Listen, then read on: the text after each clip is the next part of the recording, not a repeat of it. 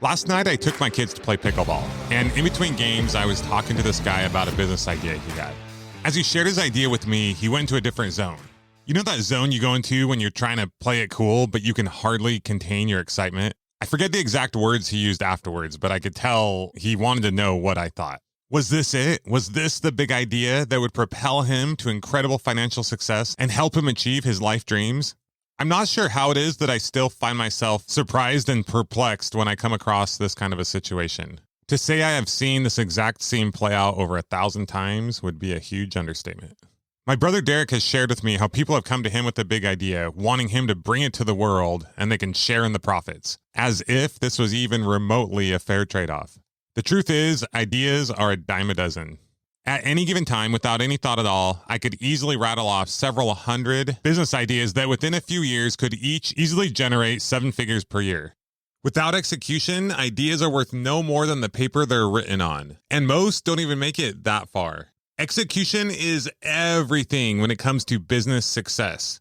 Execution is king. Hey, what about me? Oh, and queen. The truth is, even coming up with an execution plan is not difficult.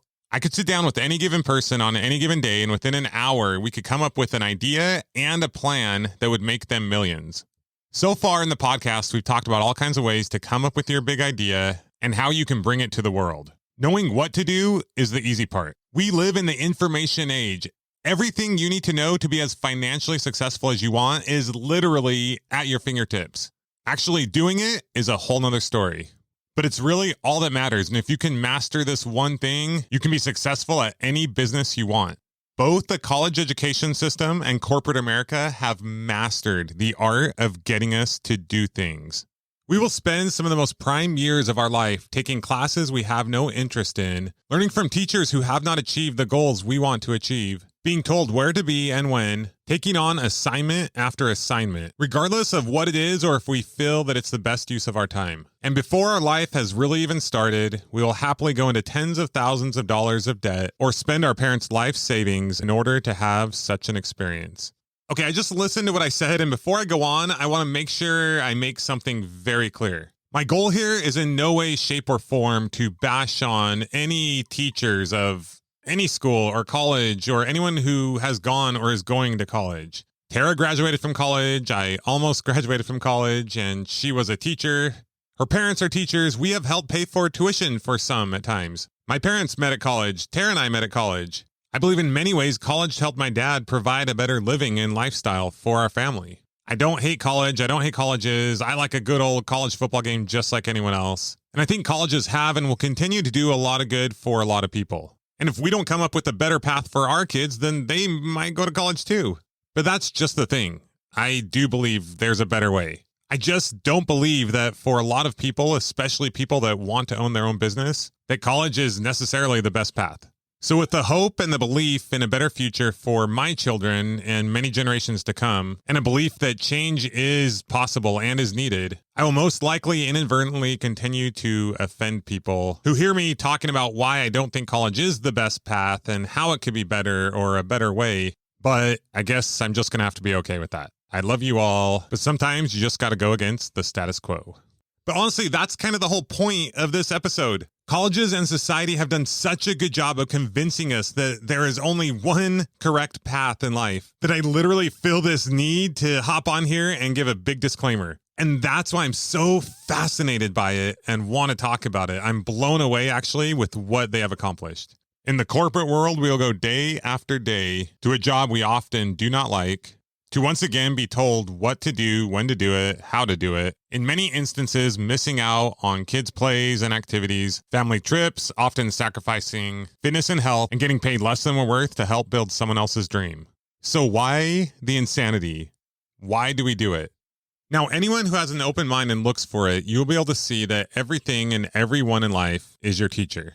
The college system in corporate America is a treasure trove in the study of getting people to do things. If we can implement and apply a similar system in our personal and business lives and get ourselves to do the things that college and corporate America have gotten us to do, then achieving all your business and life goals will just be the after effect. Remember, it's the doing, not the dreaming, where all the money is made. And ironically, that's when the dreaming does become a reality. Now, I don't claim to be an expert on the human brain or behavioral psychology. But what I do understand from a few smart people out there is we're a good couple 100,000 years past due on a good old operating system update. Our brains have been programmed for survival and are not always the best at helping us get the things we really want in life. You combine that with the modern day instant gratification world we live in, and it's no wonder why we struggle achieving our long-term goals, the things that we truly care about in life. But our brain is also insane. It's incredibly powerful. And the modern age we live in can be a huge benefit. We just need to be aware of what we're dealing with and set up the right system for long-term success. Basically, while it might sound ironic, if you can outsmart your brain, you win. I started to write some of these out, and the plan was to come up with 5, and then I got to 10, 15, and now I'm over 20. So we'll go through as many of these stay on track hacks as we can today and dive deeper in future episodes. We will also include the entire list in the free business training at millionaireuniversity.com/training. If you can hack your brain to stay on track, you can accomplish anything. So buckle up, Buttercup. Let's ride. Oh my gosh, I can't wait. Stay on track hack number 1. Pick a product or service that you are passionate about and believe in. I hate to say it, but the old business adage, do what you love and you'll never work another day in your life, just isn't true. Starting and running a business is a lot of work. No matter how you slice and dice it, it will not be easy. But our brain naturally goes towards pleasure and away from pain. So picking something that you're passionate about will be huge to keep you going each and every day. Now, the truth is when I started a business selling satellite dish TV, I don't know that I would say I was like incredibly passionate about it, but I was passionate about my family and I did love systems and I liked working with people and I loved a good challenge. And I did, at least at the time, believe that it was the best product that I was selling to people. My knowledge and experience in this product combined with my desire to take care of my family and the belief I had in the product is what really kept me going every day. Now, would I sell something like that today? Not a chance. The more factors you can stack in your favor will really help you out when the going get tough. Because the going gonna get tough. I'm telling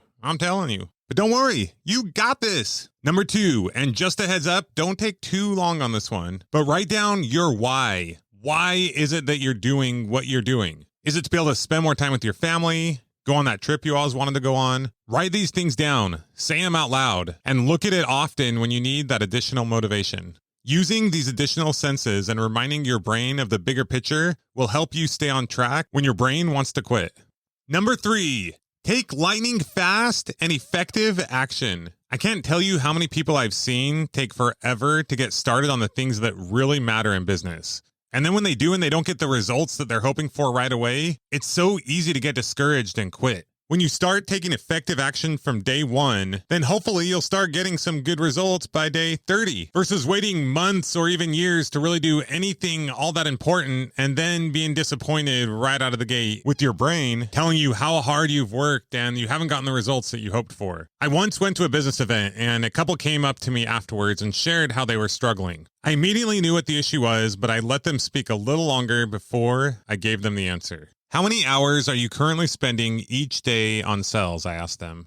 They kind of gave me a blank stare as if they didn't really understand what I was asking, and then rambled off some gibberish, none of which had anything to do with anything that would help them propel their business forward or bring in any additional revenue. So I asked them even more directly, tell me specifically what you have done this week to sell your product or service. Like how many people have you or your team or your marketing efforts reached out to this week? They continued to talk about all the other things that they had to do and that they had going on, but the answer was basically nothing. I told them that if between the two of them they focused 100% for at least 6 hours per day on selling their product, then they would have huge success. They gave me another blank stare as if they didn't totally understand what I was saying and walked away. Taking fast and effective action early on in your business will set the stage for what you and your business are all about and will help give you the feedback you'll need for long-term and sustaining growth. Number 4 is focus. Focus stands for finish one course until success. As entrepreneurs, we all got some serious ADD.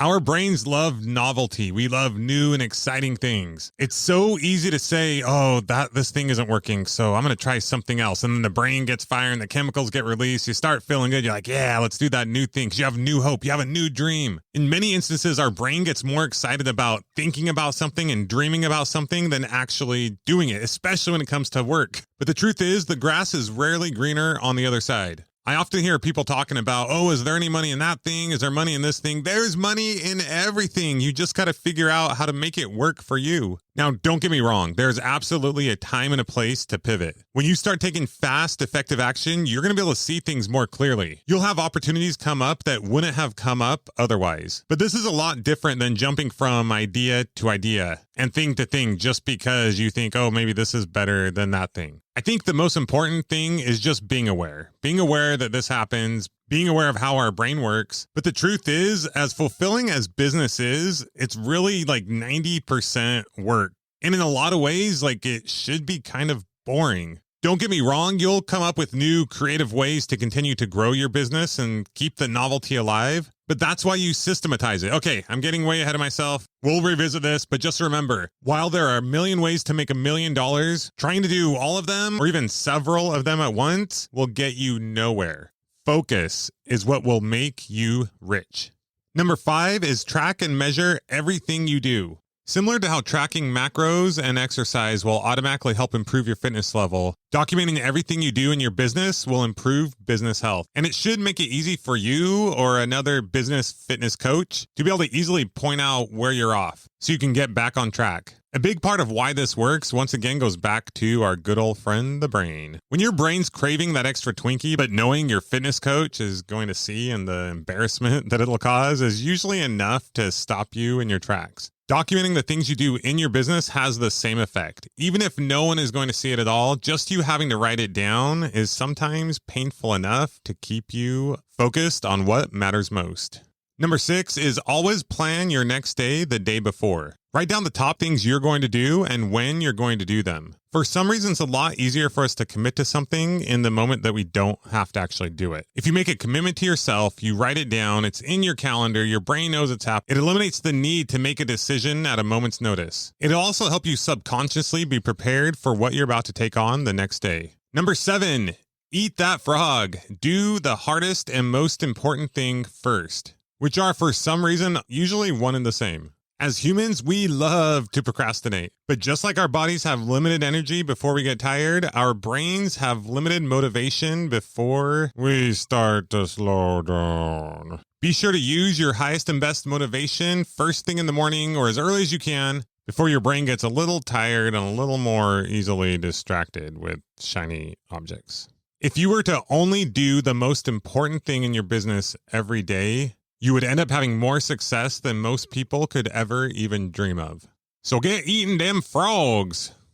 All right, I'm going to get moving through these a little bit faster and we'll cover more in upcoming episodes. Number 8, remove distractions. Put your phone in another room. Put apps on your computer that don't allow you to visit sites other than the one that you're focused on getting your work done. If you quickly turn to video games when you don't feel like working, make it extra hard to get to. Put it in a box, wrap it with tape, and put it in the garage. Kind of going along with that, number 9 is time blocking. Going back and forth between tasks is incredibly unproductive. The amount of time and energy that it takes us to go back and forth between tasks is, well, it's a lot. Now, there may be times when it's necessary, especially when you're wearing multiple hats. But setting aside allocated time each day to focus on the most critical things in your business is going to be massive when starting and growing your business. Number 10 is community. We all want to feel like we belong and are accepted by the tribe. Thousands of years ago, that meant those in our immediate vicinity. But it has never been easier than it is today to surround yourself with other like-minded people who will encourage and support your dreams. As the saying goes, you are the average of the people you spend the most time with, so choose wisely. Number 11 is be careful whose opinion you ask for because they just might give it to you. Tara and I learned a long time ago to be very selective on who we ask for advice when it comes to business. What we found is most people will give you a very strong opinion, even if they have no idea or experience of the thing you're talking about. But my question to you then is, why would you even ask them? But be very careful asking friends and family and others their opinion on something that they probably don't know a whole lot about. It just makes it weird. Number 12, get an accountability partner. This one is huge. Similar to the whole moving away from pain and towards pleasure, as humans, we don't like to let people down. So knowing that you're going to have to go talk to someone and let them know why you didn't do the thing that you said you would do might be just the pain your brain wants to avoid that'll cause it to do the thing that it didn't want to do in the moment that it had to do it most. Number 13, write up an accountability contract. I love this one. Write out the things you will do and by when, and what will happen if you do them or if you don't do them. You can do this with one person or a couple of people. It could be your spouse, business colleague, friend, accountability partner, which I guess technically by default they are when you do this contract with them. Possible consequences for not following through with your end of the contract could be things like give that person money, or donate a sum of money to the political party in which you least identify with. Or maybe you have to wear a chicken outfit and run around in a busy area saying, I'm a chicken, bark, bark, bark. Okay, I think you get the point. But this can be incredibly effective. Just writing it down and signing it and having them sign it is incredibly powerful. Then adding the additional clauses in there is huge. The next one is the dopamine feedback loop. Now, in a way, we're kind of talking about this throughout, but I wanted to make sure that I touched on it very specifically because it's really important you understand this. Unlike the way most of us are programmed through school and corporate America, running your own business is anything but linear. Otherwise, in school, you show up to class and you do an assignment and you get a grade. Go to work and you get paid. It's action, reward. Work this long, get this much money. Good boy, here's your treat. But in business, sometimes it takes a while to dig the well that will then give you water for life. Or build that machine that will then work for you while you just have to maintain it. The rewards aren't so instant, but the ultimate payday is huge. And while our brains are wired to be able to envision those things and get excited about the end result, we really struggle with the day-to-day. If we're not getting that dopamine hit, maybe it's not right. Maybe something's wrong. I'm just not feeling it, we might say. Now, I wish I could say that, well, it's fine. We don't need dopamine, but it's just not true. Like, we need dopamine to function. We need dopamine to survive. We need dopamine to be motivated. And some people just kind of do this more naturally than others. They automatically give themselves that dopamine hit when it comes to doing hard things and taking action on the things that will really make a difference. But why not stack the odds in your favor? Once again, there are a lot of ways you can do this, and we'll continue to talk about it, but I don't know, maybe give yourself a grade if that helps. Maybe you have a gold star chart. I'm kind of teasing, but maybe not. Reward yourself. What are the things you like to do? And let yourself know that once you accomplish the main tasks for that day, you can go do that thing. I mentioned this before, but maybe you start with 100 items in the day, and every time you reach out to someone on a sales call, text, email, whatever it might be, you move that item over to another bowl. Or maybe it's like a piece of cereal that you eat every time. Maybe that's a bit much. Maybe 100 pieces of cereal. I don't know.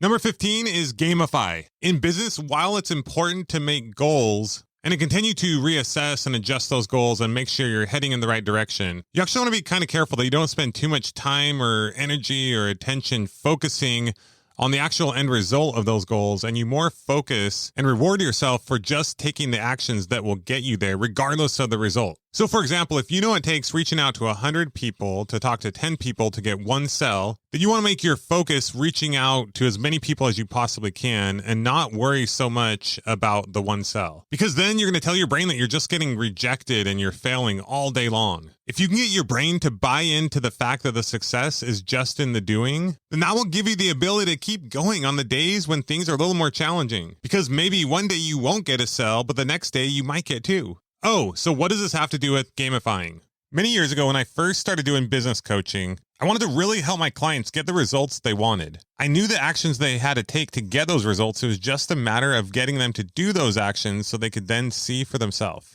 So we decided to play a game. We had a competition with anyone who wanted to join, and points were not allotted for making money or getting the end result. But points were rather given for them taking the actions that I knew would eventually get them the result they wanted. And the results were incredible. I never saw a group of people have so much fun doing something that most people would consider so hard to do. We had a leaderboard, and each day they would report their numbers while being both inspired and motivated by what each other were doing and trying to beat the other people out as well. I had never seen so much massive, effective action taking in my life. It's almost like the winning was more important to them than any amount of money that they could make. But making money over time is exactly what they did. The last thing I want to share today is show up. Just do it. Pick a certain amount of time each and every single day that you are going to commit to dedicate to your business, and then show up.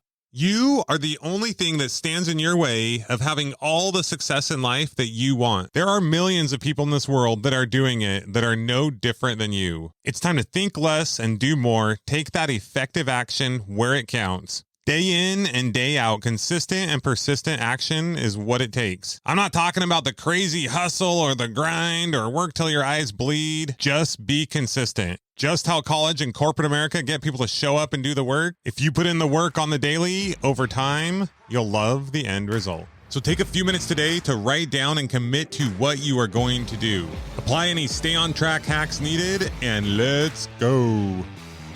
And until next time, this is Justin Williams, your Chief Money-Making Officer, signing off.